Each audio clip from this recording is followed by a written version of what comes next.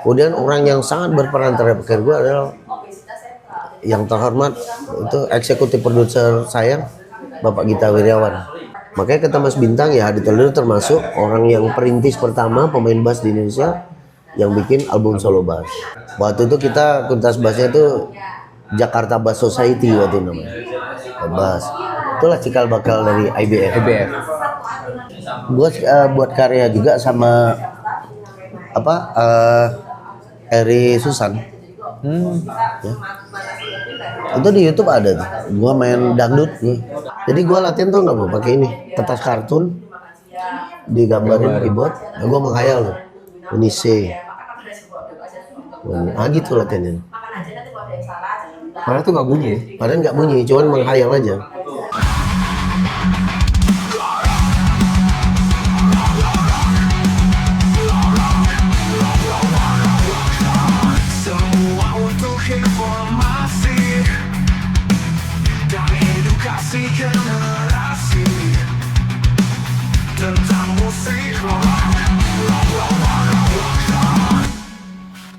Halo teman-teman, alhamdulillah hari ini kita ketemu lagi di acaranya Ngorok TV. Kita kedatangan sahabat kita yang lagi sibuk-sibuknya di dunia perbasan.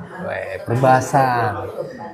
Oke, rockers, kita sambut Hadi Toledo. Salam kenal. Asik. Ini gue manggilnya apa? Gue identiknya nih pemain bass rock apa pemain bass jazz? Jazz lah. Enggak, tepatnya tuh bass panitia. Lu mau apa gua ada. Oh iya. Yang penting cair. Gayanya main jazz baru 3 not aja baru gaya banget main jazz. Gimana? Iya. Ya teman-teman, Mas Hari ini kalau gue pribadi itu gue kenal Mas Hari udah sekitar 25 tahun lah. Sejak 20 tua banget ya. Umur gue berapa ya? Umur masih muda waktu itu Mas. Udah, betul. Jangan diterusin dulu. Gue saat itu Mas Hari itu memang sudah pas gue kenal itu Mas Hari sudah kecebur di jazz gitu ya bersama Om Irang ya waktu itu ya. Iya, Ira Maulana. Gue ketemu sama Om Irang Maulana. Tapi sebelum itu kita ceritain dulu nih, pengen tahu nih yang sebelumnya nih kan beliau nih punya band.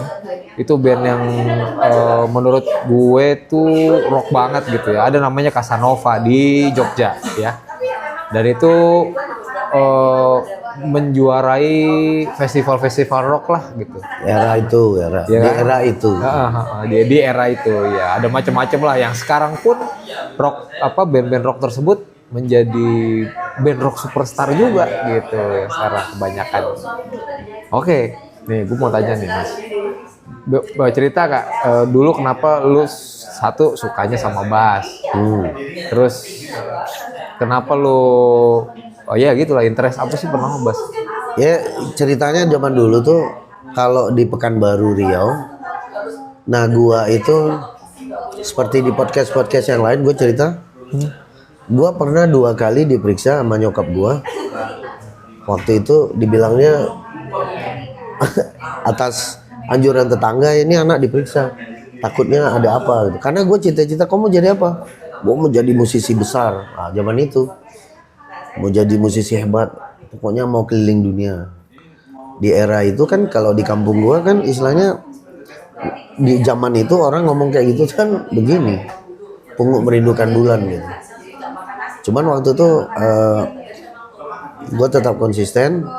Yang gue dengerin pada saat itu adalah Dream Theater, Yes, Iron Maiden, Judas Priest. Dan musik yang gue seneng era itu adalah Sepultura zaman itu. Dan gue juga dengerin musik-musik jazz seperti Jaco Pastorius, Chick Corea, Yellow Jacket. Kalau yang acid itu ada Edwin and Fire, Incognito, Brainwaves. Yang era-era itu, jadi gue dengerin tuh. Nah di kampung gue zaman itu musik-musik seperti itu tuh mereka tidak tren. Nah orang bertanya, lo Mas Hari dengerin di mana? Gue dengerin melalui radio Australia. Waktu itu ada SW1, SW2, SW3 atau MW kan zaman itu ada. Zaman itu, jadi gue dengerin itu. Kemudian gue merantau ke Jogja. Waktu itu bergabung dengan Sweetener, itu main musik jazz di Santika. Kalau band top 40 gue itu Geronimo Band. Geronimo. Kemudian di Jogja itu gue baru 6 bulan di Jogja.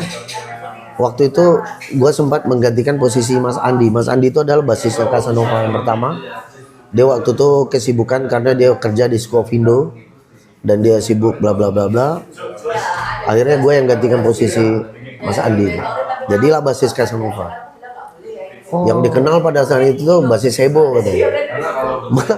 Main nggak seberapa, tapi di panggung wah paling heboh zaman itu. Jadi kayak norak lah zaman itu. Jadi dikenalnya bukan skillnya tapi noraknya. Nah itu waktu itu kita ikut festival rock Lux Labor 91, 92 di era itu. Nah cuman memang gua waktu itu main di dua kaki. Gua tetap band soul gua waktu itu cuman Casanova. Itu memang Casanova kan memang terkenal dengan band panggung ya. Ya angkatan waktu itu kita Power Slip, Bumerang gitu waktu itu kan. Nah, itu pada saat itu Casanova memang tidak banyak bermain pop, lebih banyak kalau panggungnya yang bagus. Tapi main pop kita agak kurang waktu itu. Jadi untuk menuju ke rekaman itu agak gimana gitu. Zaman itu ya. Nah, tapi gue di rumah tetap dengerin lagu-lagu jazz standar, main upright, fretless. Kemudian pakai bass waktu itu Prince. Gue tuh belajar Jaco Pastorius. Jadi gue belajar dua genre. Prince ya. Prince. Lama bro. 238.000. Belinya di Multindo Engineering Jogja dulu. Nah itu pakai uang SPP itu. Beli itu. Jadi pakai itulah. Nah biar nutup malu, akhirnya Prince itu gue beli waktu itu stiker Fender. Ditempel lah Fender gitu. Biar nutupin printnya tuh. Tuh dengan headstock yang tetap Prince ya. Iya, tetap Prince. Kepalanya gede. Kepalanya Prince. Nah, jadi itu singkat cerita. Kemudian gue pindah ke Jakarta. Itu udah lulus. Itu Jakarta. Udah wisuda tuh. Hah? Pindah ke Jakarta. 99 ya. Yes, Mas. 99 gue pindah Jakarta. Kemudian ikut main band Om Ireng Maulana. Lah ini dia jadi kru gue. Enggak ini. Main Ireng Maulana, mulai jazz. Main jazz itu banyak ada tuh. Dan tahun 2000, gue ingat bahwa 99 akhir prosesnya. Yuke pindah ke Dewa 19. Pada saat itu bassnya kosong, The Groove. Pada saat itu gue diajak jadi additional The Groove, lumayan lama. Dan di The Groove gue banyak banget belajar tentang acid jazz. Jadi gue anggap The Groove itu guru gue. Orang-orang di The Groove itu banyak ngajarin gue lah. Jadi gue sempat main sama mereka beberapa waktu gitu lama. Kemudian gue buat rekaman bersama Rio Moreno, Cherokee Latin Jazz. Nah setelah Latin Jazz ini tahun 2003 gue rekaman bersama Bali Lounge. Rich Smith dari Amerika, gitarisnya, kemudian Bruno, Prancis, Janas, drummernya dari Malaysia, Luis Pergasam, pemain perkusinya Alex Black dari India, dan yang dari Indonesianya gua dan dengan Tompi. Jadi kita rekaman buat album pertama itu Something Strong, dan itu alhamdulillah naik. Ya terus akhirnya berkiprah sampai sekarang, jadi tetap di musisi jazz gitu. Nah tapi di era-era itu gue masih sempat rekaman seperti Denny Casmala ngajak itu ngisi album Tere, Anang Krisdayanti duet, kemudian Ari Lasso, kemudian banyak beberapa artis tuh produksinya Denny Casmala ngajak gue ngisi bass. Nah akhirnya di tengah kesibukan itu gue tetap konsisten di musik jazz, sehingga akhirnya keluar album pertama kan, Soul Emotion Bass 1. Itu gua buat album bass waktu itu. Masih pakai MIDI. Masih cakewalk kalau nggak salah. Masih cakewalk. Edit bass salah dikit potong geser. Zaman itu drumnya drum MIDI. Terus album kedua, album ketiga, keempat dan seterusnya. Album kelima mulai pakai band. Album keempat mulai pakai band, album kelima mulai pakai akustik bass. Nah ini sampai sekarang gue masih memproduksi beberapa, dan terakhir ini gue produksi lagu apa? Gue ngerjain sama Yudis, gue ngisi bass itu di lagu Tompi yang terbaru, yang sekarang. Ya sampai sekarang. Nah pendek cerita, akhirnya sempat di endorse sama vendor Citra Intirama lokal waktu itu. Gue di endorse 9 tahun. Terus sempat di endorse beberapa merek bass lain, dan sekarang gue disupport oleh Yamaha. Dan baru pulang tour dari Jepang beberapa waktu lalu, dan terakhir ini barusan dari beberapa negara bagian Cina. Ya. Itu Hong Kong, Macau, Shenzhen, Taiwan, Hainan, Guangzhou, Beijing, 7. Nah, barulah ketemu podcast ini. Itu singkat ceritanya seperti itu. Nah, gue menarik sih dari perjalanan yang band-band itu kan, kayak misalnya lu bisa sampai ke ketemu sama teman-teman yang internasional tuh kayak gimana tuh Mas? Kita gini, jadi berterima kasih juga kepada Om Irang Maulana. Om Irang Maulana ini termasuk orang yang mempromosikan gua sampai ke Belanda, North Sea Jazz Festival. Kemudian orang yang sangat berperan terhadap karir gua adalah yang terhormat itu eksekutif produser saya, Bapak Gita Wiryawan. Ya, beliau lah yang banyak memperkenalkan aku dengan Bob James, Incognito, terus Kenny Rankin, banyak lah musisi-musisinya ya. Yang dulu Om Irang sama Phil Perry dulu pernah main, gua sama Russell Ferrante, Yellow Jacket, ya banyak ya. Dan sekarang gua main sama Minoru Mukaya, Iya. Cassiopeia X. Itu kan bagi gua ya terima kasih itu atas supportnya teman-teman juga. Ya kalau Pak Gita Wiryanto udah pasti itu dia yang banyak memberikan dukungan lahir dan batin lah, materi dan non materi banyak banget. Itu cukup lama juga Mas. Cukup lama. Puluhan tahun. Bayangkan bagaimana dulu waktu main sama siapa? Bob James lah. Lu ke Bandung lihat, lu kan jadi kru gua. Lihat muka gua putih kayak apa? Pucat gua. Lah, kita kan orang segede itu kan siapa sih Ari Toledo kan gitu. Iya. Nah, itulah. Keren ya. Terus kayak misalkan lo punya ke belakang tuh punya band rock kan, zaman Casanova nih. Casanova. Ya. Nah si Casanova ini itu apakah band kampus atau udah dari tongkrongan apa gimana? Kalau Casanova ini ceritanya begini dulu. Waktu gua dulu kuliah di Fakultas Pertanian Universitas Muhammadiyah Yogyakarta. Jadi ada acara ini kan, ada acara kampus. Waktu itu tuh ya gua lupa nama acaranya, pokoknya acara band-bandan.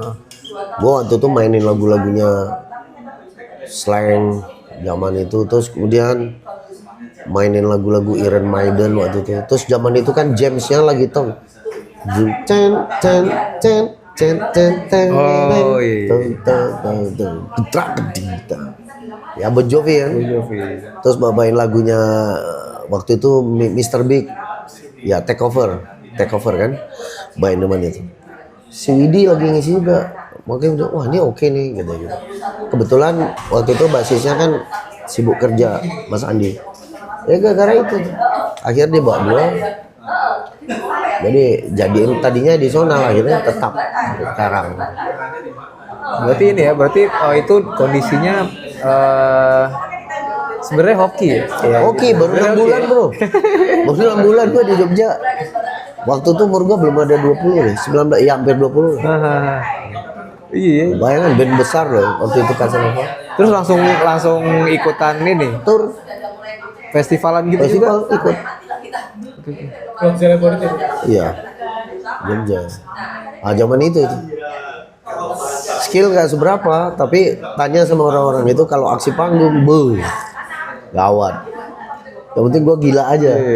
Padahal teknik nol. Terus lu sampai sampai fasenya ke album itu dulu apa yang lu terlintas pertama kali? Gue pengen bikin album mah. Casanova atau apa nih? Hari Toledo-nya. Hari Toledo. Nah, bikin album tuh gini, pada saat itu Gua terinspirasi waktu itu ada album solonya Marcus Miller. Kemudian lihat zaman itu kan video-video seperti Nathan East kan banyak tuh. Terus ada seperti Stanley Clarke. Gua kan idola gua mereka tuh. Makanya ide. Makanya kata Mas Bintang ya, Hadi Toledo termasuk orang yang perintis pertama pemain bass di Indonesia yang bikin album solo bass. Gue beraniin diri aja. Yang penting nekat dulu ya, diolah semuanya, diatur. Terus lapor ke Pak Gita. Oke, kata Pak Gita. Ya udah langsung. Jadi idenya waktu itu sebenarnya lebih kepada kalau menunggu percaya diri, kayaknya gue belum percaya diri sebenarnya. Soalnya gue inget tuh dulu. Kita pulang dari mana ya sama Mas Agam tuh. Ya, satu mobil Agam Hamzah. Itu emang sebelum nggak lama setelah nggak ngobrolan sih, jadi kayak kita tuh ceng-cengan gitu dulu.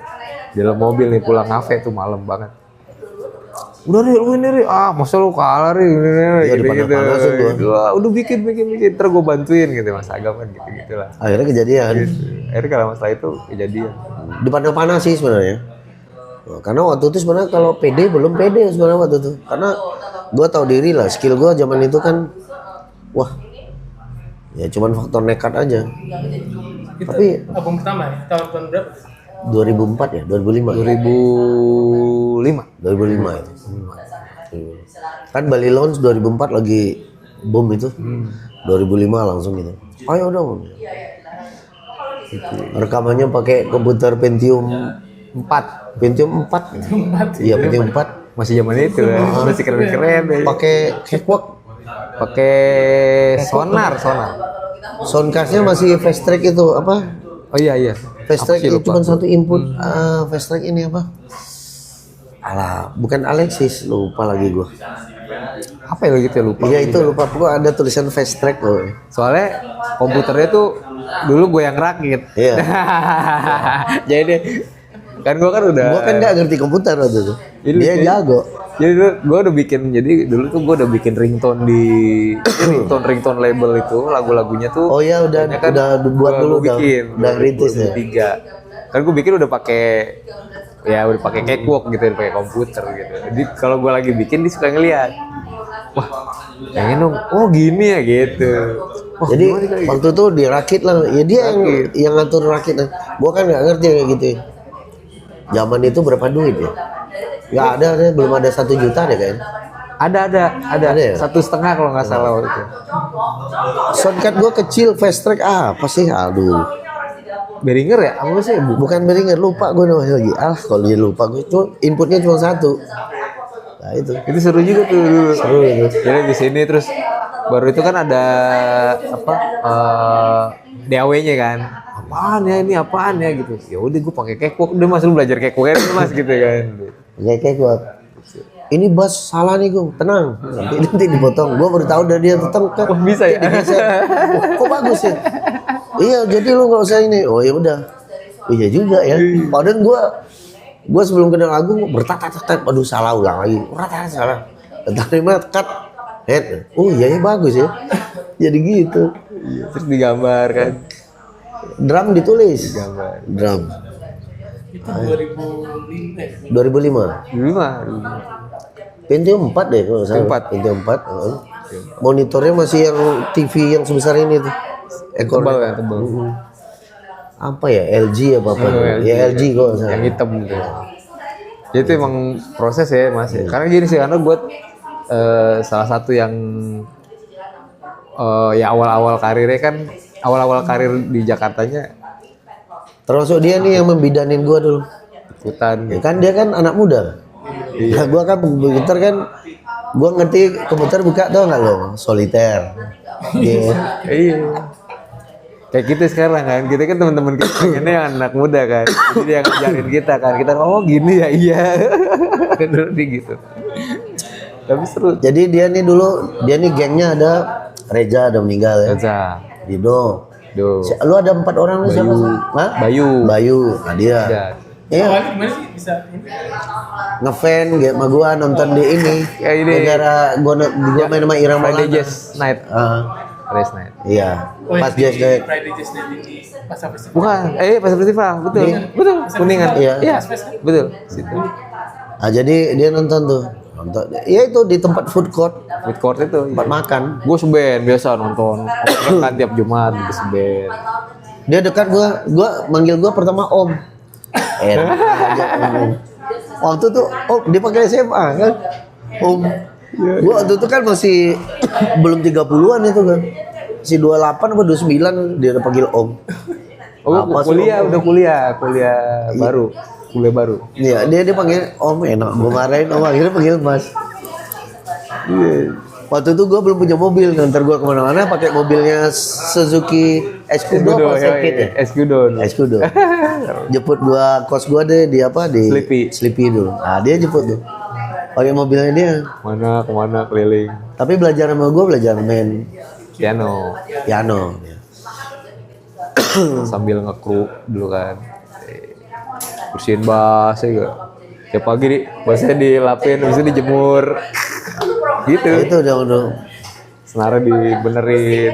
Jadi Dia kalau acara festival atau acara Java Jazz itu, gua rebus, dia langsung ke muka. Set. Direbus apa senarnya. senarnya. Nanti pasang lagi. Jadi gua zaman dulu belagu amat gua. Punya kru 4 orang. Punya kompak. Gantian aja, misalnya main, oh gua nggak bisa nih, lu jalan deh, jalan, gitu aja deh terus. Tapi yang sering ada di situ, sering ada di rumah gitu. Gitu. Dia aja main keyboard, piano. Iya, di rumah. Keyboard gua di kos-kosan waktu itu ala Casio yang ada lampunya itu. Zaman dulu kan ya dari situ lah gitu. Ah, jadi gitu ceritanya tuh. Kemudian ya itu berproses akhirnya membuat waktu itu komunitas bass tahun 2007. Dia 2006 udah mulai. Waktu itu kita komunitas bassnya itu Jakarta Bass Society waktu itu namanya. Bass. Itulah cikal bakal dari IBF. IBF Indonesia sampai sekarang. Terus sih makanya lu dulu kayak gini sih, gue ngelihat lu tuh bener-bener yang set baru apa stylenya baru nih, Ya, gitu style kan. baru. Karena stylenya baru kan. Nggak tahu malu lebih tepatnya. Udah coba seperti ini ya? Oh iya. Sweet oven ya? Nah, Di Sweet oven nih di anu ya. Ini enak nih. kopi. nih, nih kita hari ini syuting di Cafe Roti, Sweet Oven Bakery namanya. Ada di, Makan roti. hah? Rocker makan roti. Kan barat-baratan. Jadi Sweet Oven ini ada di Pejaten Raya. Ya. Pejaten Raya. Sebelahnya yang jajaran kopi-kopi. Sebelahnya apa nih namanya? Komplek apa? Grand Pejaten. Ini perumahan ya? Asli. Oke. Enak nih, Iya. buka aja dong. Nih yang paling hits ini nih. Gua tadi minumnya ini apa? Kopi susu. Ini sweet green. Apa tadi namanya? Lupa. Kopi Suglaran ya? Kopi susu. Ya. Ya kalau Om Haris sih udah sering keluar negeri cocok lah. Cocok lidahnya. Mana cocok. Bakery. Mungkin lah nyari Lo tau nggak? Gua tur kan tetap aja mbak Indomie gua. Nih gue mau nyobain nih. Harus kita coba. nasi goreng pete di Hongkong gitu kan. Oh iya. Bahasa Inggrisnya apa ya? Hah? Oh di Hongkong, nasi goreng pete. Ah, nih sekarang teman-teman. Nih gua cerita nih. Tahu nih kok kalau di luar negeri gimana? Nah gini. Coba. Jadi sekarang gini, lu tahu kan bahasa Inggris gua kan ngawur kan? Iya. Pokoknya gua bicara orang harus ngerti. Nah sekarang itu coaching klinik, gua master class gitu, gua akan pakai Yamaha. Itu sekarang itulah teknologi AI itu luar biasa. Jadi mereka begitu kita ngomong itu langsung berapa detik kemudian diartikan. Jadi gua kemarin coaching klinik ya campur bahasa Inggris campur bahasa Indonesia, gitu. Jadi enak ya, lebih mudah. Dan mereka pakai Iya semua. Dan kalau di luar itu mereka datang itu dia nggak bisa kayak kita. Kalau kita kan datang siapa aja boleh masuk. Kalau mereka tuh memang memang didata gitu siapa yang masuk. Kemudian siapa yang mau nanya nanti juga dicatat dulu gitu. Udah gitu loh. Tapi ini tour dunianya tahun ini aja atau kan ada apa? Sebenarnya mulai dari tahun lalu. Tahun lalu gue dari New Zealand dengan Australia. Jadi gue di kontrak Yamaha ini baru Juli. Nah kemudian Oktober tahun kemarin udah mulai tour itu Australia, New Zealand. Habis itu tahun ini mulai lagi di ada berapa belas negara. Salah satunya sekarang Cina. Jadi yang apa ini sambil kita lihat deh Perencanaannya ya. ya perencanaannya ini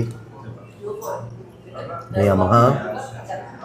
Nanti itu Jerman, Belanda, Prancis, Italia, Norwegia, Jepang, Afrika Selatan, Peru, Nepal, Cina, Madagaskar. Nah yang baru gua jalani baru Cina dengan Jepang sama Nepal. Jadi masih ada 11 negara lagi. Berarti setahun ya? Ya sampai akhir tahun nanti.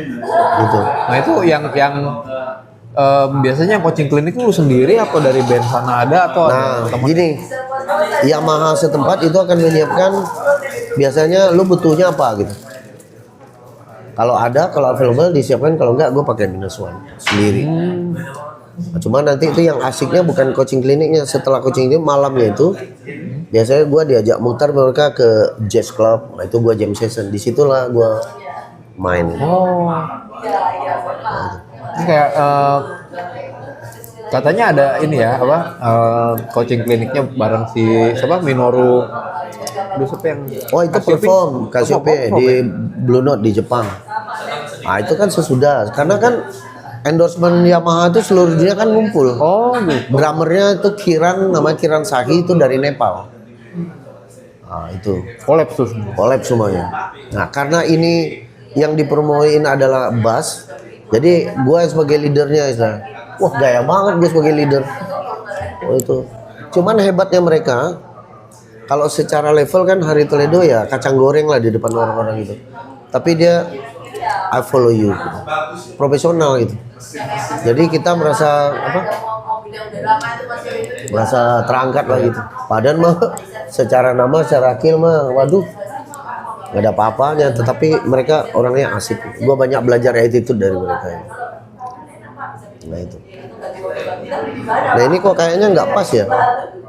Kok di Ngorok kok cerita tentang bass jazz ya? Oh enggak dong. Tapi nggak apa-apa. Gue ini sampai sekarang masih Jazz rock. Jazz rock. 3 jari.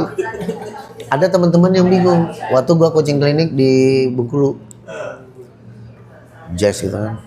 Biasa, datang gua gondrong. Gua rubah langsung. Waktu itu gua bilang sama anak gua, udah keluarin bass. Gua pakai 6 string. Terus pakai gua bawain drum theater. Bagian take overnya. Bahagia dong. Bahagia. Langsung mereka bahagia. Oke. Semua udah oke ya sip. Kita kembali ke dasar. Wah, gitu lah. Orang temanya jazz. Ya, tapi ada beberapa orang yang amati gini. Kalau lu lihat gue main bass, gue kan pasti tahu lah. Gue kan tenaganya rocker banget. Yang cabikin gitu kan. Kan kuat 2 jari juga. Tapi itu kombinasi antara power rock gua pakai, tapi teknik skillnya tuh jazz gitu. Jadi banyak pola-pola rhythm, polyrhythm jazz itu yang gua pakai. Tapi teknik kanannya tuh gua rocker banget. Makanya teman-teman banyak tanya, Mas Ari size dari string bassnya berapa? Gua pakai besar 050. Itu size besar. Orang biasa kan 040, 045. Gua pakai 050. Jadi gede banget lah. Yang atasnya size gue pakai, karena gue pakai 5 string tuh di atasnya 135 size nya. Orang normal 120, 125 misalnya. Gue 135, gede banget itu. Karena apa? Karena ya itu tadi, zaman dulu gue terpaksa main gini. Jadi sentuhannya tuh, dulu kan memang speed sama tenaga kan harus kuat. Iya.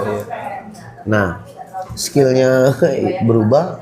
Tapi tenaga tangan kanannya tetap yang dulu. Nah, makanya tone dikasih senar yang gede biar mumpuni tone-nya gitu. Iya. Tapi jangan takut, 3 jari tetap di sini. Mainnya gini dong berarti. Makanya waktu dulu gua sempat kurus makan kan gini, Bu. Nggak gini. Iya katanya. Itu. Kayak kepiting. Jadi gue sebenarnya hari ini cukup senang juga gue. Kenapa? Karena di sebelah kanan gue ini seorang vokalis band rock cukup ternama juga gitu. Hans Grassrock. Bukan cukup ternama, Grassrock kan nama besar. Band besar. Grassrock kan. Satu lagi ada pemain bass, kadang jazz, kadang rock kayak gitu. Panitia. Yang penting cair buat SPP anak gue. Ya gitu. Jadi ini menurut gue hari ini ya kolaborasi yang asik banget ya gitu. Jadi ada yang bener-bener rock. Tentang vokalis, buat bahas Hans. Asik ya. Dulu gue pernah kolaborasi sama dia. Itu waktu pandemi. Buat cek itu kan. Menurut gue dia ini termasuk rocker yang dia punya flexibility-nya bagus untuk di range vokalnya. Kan ada tuh rocker yang 3 jari itu dia nggak bisa keluar dari genre itu. Pasti ngerok. Tapi begitu dibawa ke pop, waktu itu kita main lagu Brand Adam tuh Heaven. Gue pakai piano The Beatles waktu itu, gila. Tapi begitu dia sama Grassrock, ininya keluar. Keren. Dulu emang dengan lagunya ya Stevie Wonder. Nah itu kan bener. Motown gitu ya. Motown nih, jazz funky gitu. Bikin selain rock. Jadi emang seneng aja. Iya. Jadi kami berdua teman-teman ngorok ya, nggak jelas ya. Begini, nggak jelas. Yang penting cair. Balik lagi. Kalau teman-teman mau lihat gua buat karya juga sama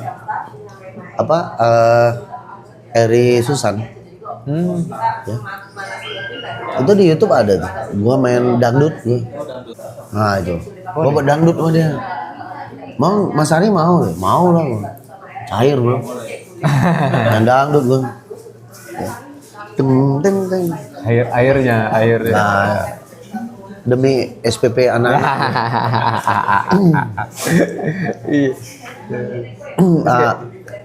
Dan satu lagi, kenapa gue merasa senang diundang di podcast ngorok ini.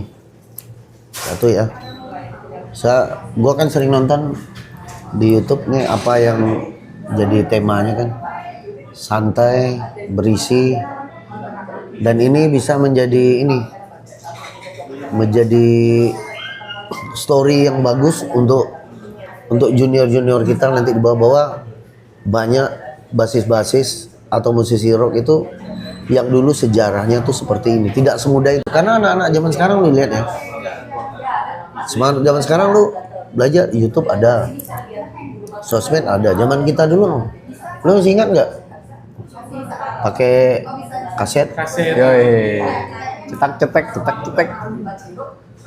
Zaman sekarang lu apa ada. Nah jadi anak-anak muda zaman sekarang, penerus kami, menurut gua ya tonton ini podcast ini, ditonton ya. Semua yang ada di sini informasinya itu adalah informasi sejarah, karena kita harus tahu sejarah musisi rock Indonesia. Dulu dia musisi rock, sekarang dia menjadi apa. Nah itu kan banyak yang berproses. Ada yang dari dulu dia rocker sampai sekarang dia tetap rocker, ya kan? Ada yang dari dulu dia basis rock, sekarang jadi pemain dangdut ya kayak gua gini jadinya. Ada yang berubah kan? Nah, jadi istilahnya itu adalah story sejarah yang tidak boleh dilupakan. Nah jadi ini bisa jadi momentum bagi anak-anak muda sekarang bahwa apa? Kesempatan lu sekarang untuk belajar, kesempatan lu untuk tidak berhenti berkarya. Sama satu lagi, lu bersyukur. Sekarang lu apa yang nggak punya? Bass zaman sekarang harga 2 juta, 1 juta aja ada. Zaman dulu cari duit 500.000 zaman gua dulu susah banget. Makanya belinya Prince ya. Print itu tau gak lo, volumenya cuma 1.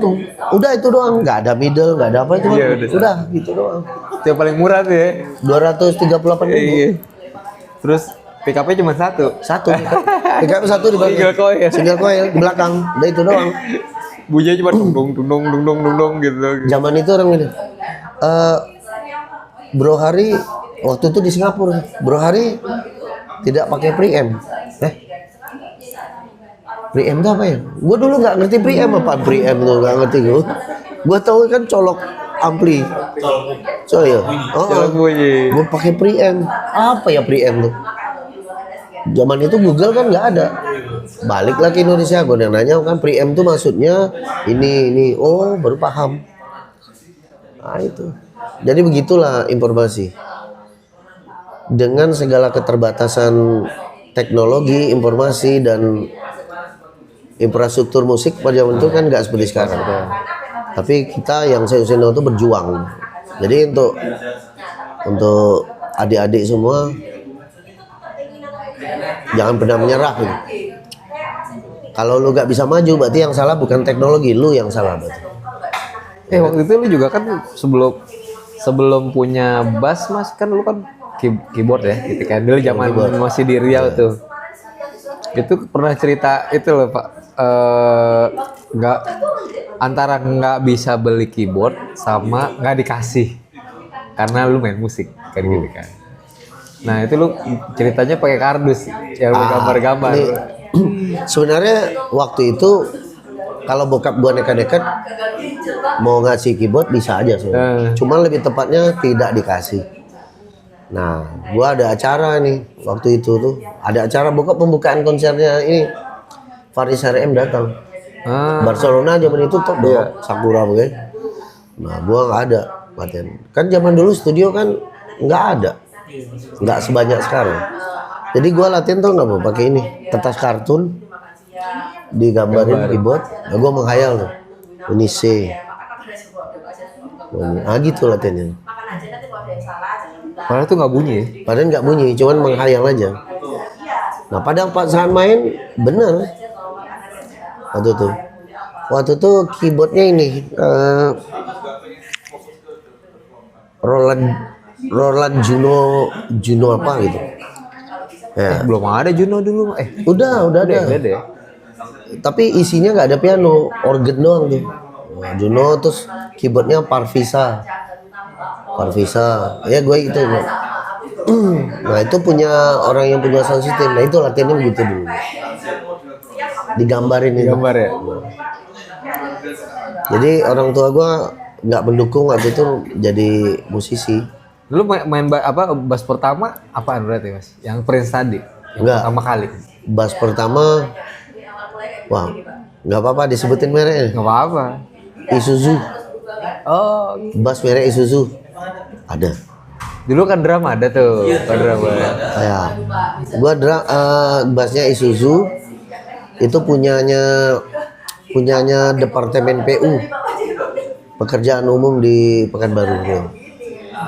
Gue masih ingat warna hitam, kepalanya begini, Isuzu merah. Tapi Isuzunya bukan Isuzunya tuh kayak cat disemprot gitu. Jadi ada tulisan kertas, kemudian disemprot Isuzu gitu. Jadi masih itu.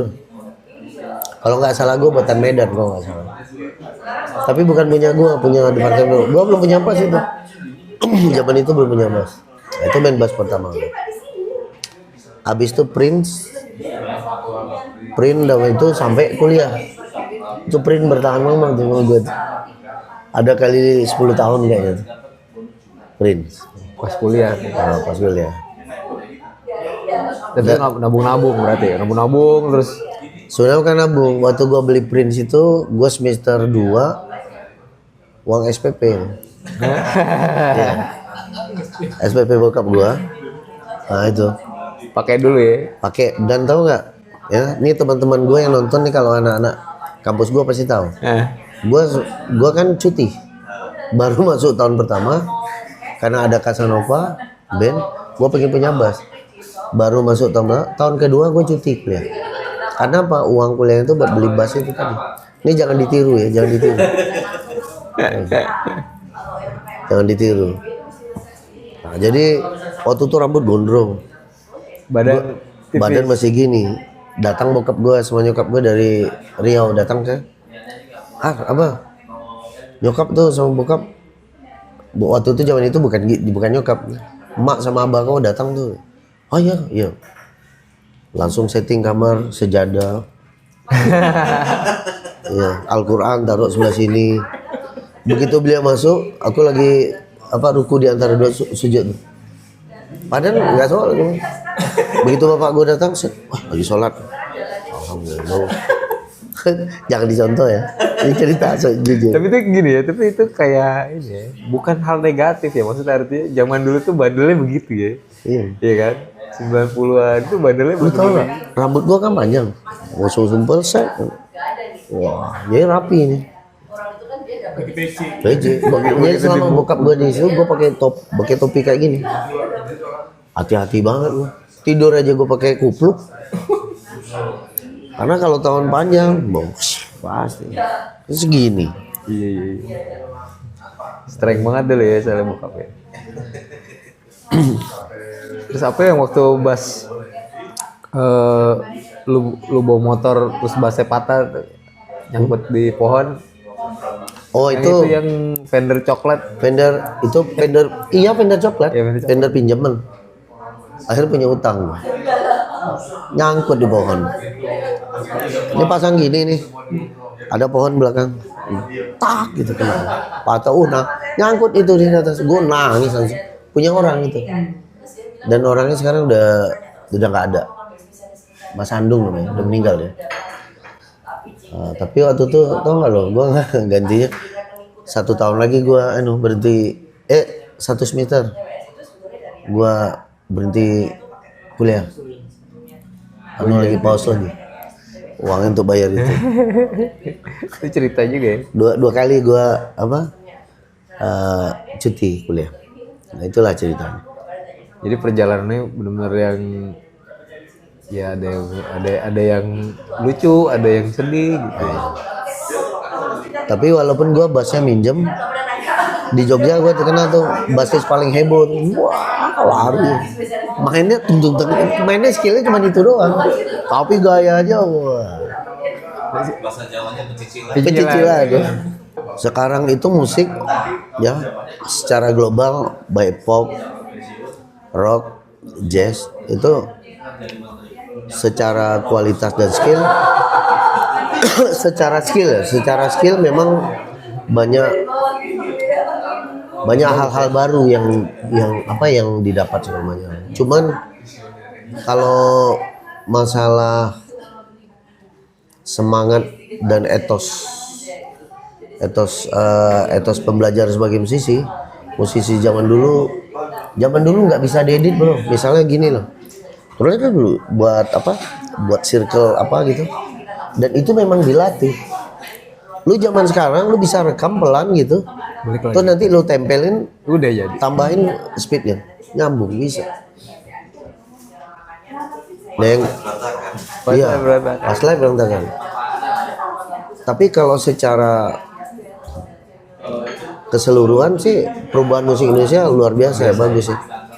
Cuman banyak memang ininya yang harus karena skill itu tidak segala-galanya. Banyak anak sekarang tuh yang menurut gua feel-nya tuh beda. Kalau kita dulu kan prosesnya memang main kuping, dan anak-anak zaman sekarang kan banyak alat-alat bantu sekarang. Yang ketiga tuh skill udah gila sekarang. Gua lihat pemain bass sekarang, lihat main bassnya, waduh. Secara teknikal udah nggak terkejar. Ini kan udah tua ya.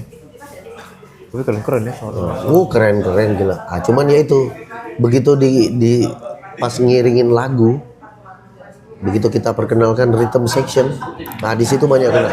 Sekarang banyak, terus tapping,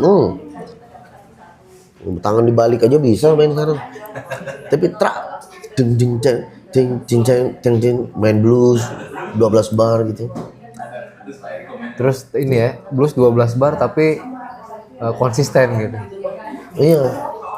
Nah itu banyak sekarang. Nah itu yang mungkin perlu proses perlu waktu untuk membenahi itu. Karena mereka sekarang lu cari skill apa aja di YouTube Ada, iya. ada semua di Google, Mbak Google. Gratis loh ya. Gratis loh. Semua ini pakai backing track. Yo, dulu backing track kita bikin dulu ya. Sekarang nyari aja YouTube. Iya, kan nyari YouTube ada. Jadi ininya yang perlu kalau ini mah udah nggak diragukan, tapi ini. Nah, gue mau nanya lagi rada belok dikit nih, masalah royalti ini, ya kan?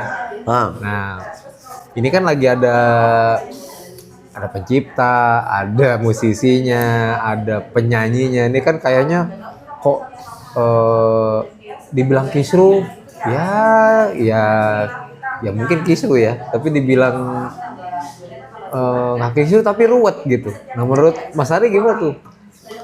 Pandangan dari Mas Ari? Gua agak susahnya di podcast sebelumnya banyak yang nanya juga. Gua jawabnya agak susah. Kenapa? Kiri kanannya itu teman-teman. Itu masalahnya. Jadi karena gua bukan artis, kalau mereka kan artis ya. Kalau artis ya Musisi. bebas lah. Kalau gua kan cuman kita kan tukang band aja.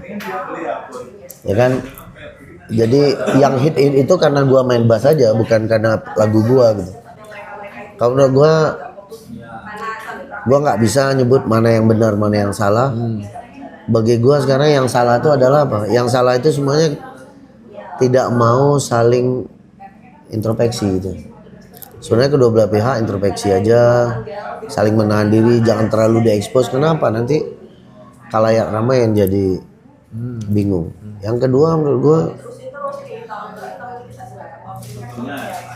pemerintah harus ikut turun, karena tanpa campur tangan pemerintah ini tidak akan selesai.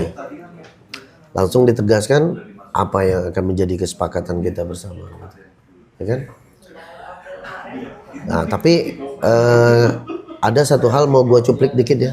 Mau rame nanti di bawah tulis aja di bawah. Rame nggak apa-apa.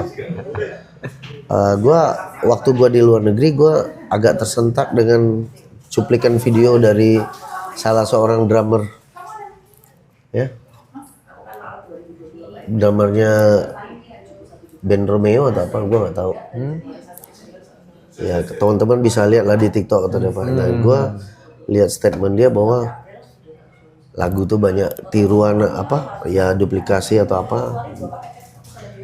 Nah bagi gue, ya itu ada benernya juga, gitu.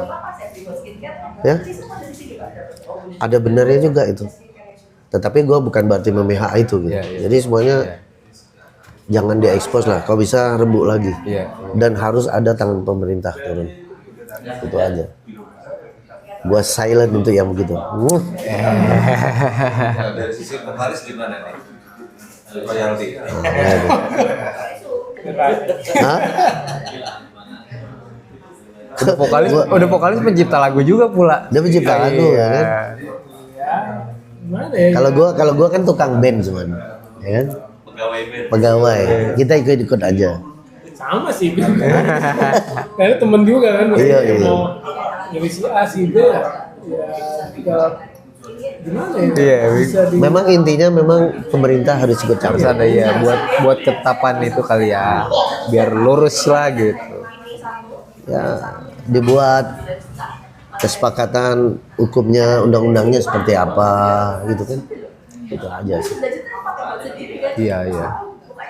Ujung-ujungnya sih kalau gua pribadi, gua diajak sana ayo, diajak sini ayo. Yang penting apa? Anak gua mau sekolah. Ampun tuh. Kalau beliau nggak tahu gimana lu, ha? Ngeri lah. Yang penting ya benar pemerintah Harus ikut campur. Ya. sampai seperti ini lagi lah. Karena ini kan benar menurut versinya masing-masing, ya kan? Nah itu. Nah kita sebagai tukang band ini kan kita bingung. Nanti kalau kita bela sini, yang sana nggak ngajak. Kita sana yang sini. Itu yang dari dalam hati tuh kayak gitu sebenarnya. Intinya itu sebenarnya. tukang kita tukang. Udah bebas. Jadi ya emang harus disepakati tadi bener. Undang-undang. Mungkin hukumnya udah ada ya.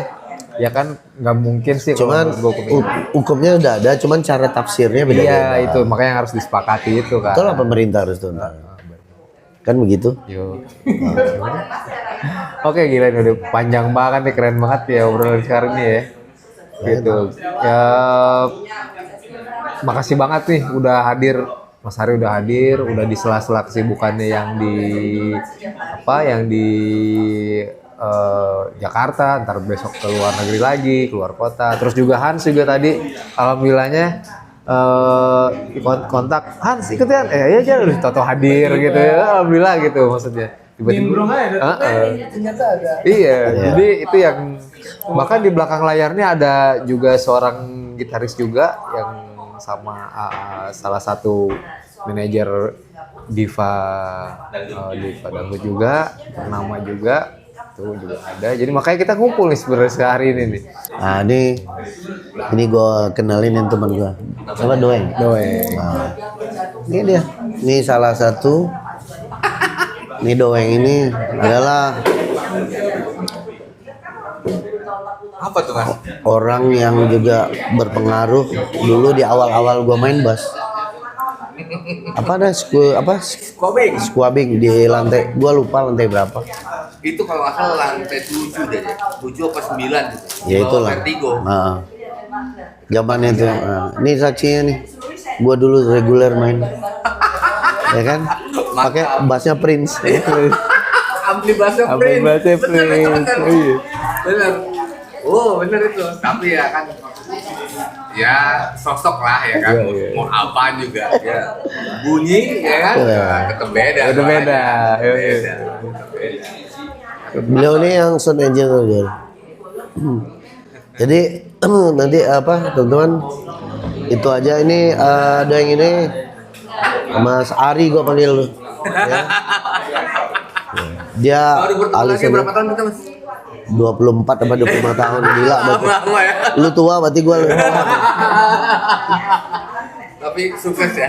Gue seneng banget bisa ketemu lagi. Thank you. Oke, silakan dilanjutkan. Ya. Ya. Oke. Sip. Thank you. Ya, thank you. Ya. Oke teman-teman. Terakhir gue juga mau sampaikan ini untuk seluruh anggota saya IBF Indonesia, Indonesian Bass Family dimanapun berada, dari Sabang sampai Merauke. Ya, keep spirit dan selalu berkarya. Salam kenyal. Salam kenyal. Oke teman-teman, kayaknya kita Dom-dom nanti. Oke, kayaknya kita tutup nih ya Ngorok TV hari ini bersama dua sahabat gue. Ada Mas Hari Toledo, ada Hans Grassrock gitu. Nanti kapan-kapan kita panggil Grassrocknya satu-satu. Iya, ya ini udah Casanova Rock, udah ya kan, Grassrocknya satu-satu. Oke teman-teman, terima kasih. Jangan lupa di Sweet Oven Bakery, Jalan Pejaten Raya, rotinya enak, minumannya juga enak. Wah udah pokoknya lu kalau mau meeting di sini bisa di tengah kota. Nah udah ya, enak ya, adem tempatnya. Adem. Thank you banget Sweet Oven. Thank you banget Mas Hari, thank you banget Hans. Semoga Salam kita ngoroknya gitu. Semoga selalu sehat ya. Salam ngorok. Salam ngorok. Wah.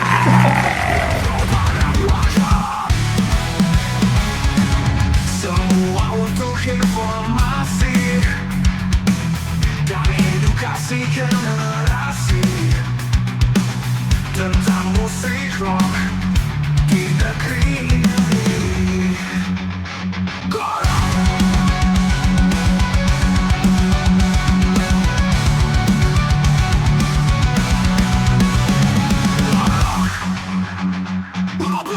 Rocker.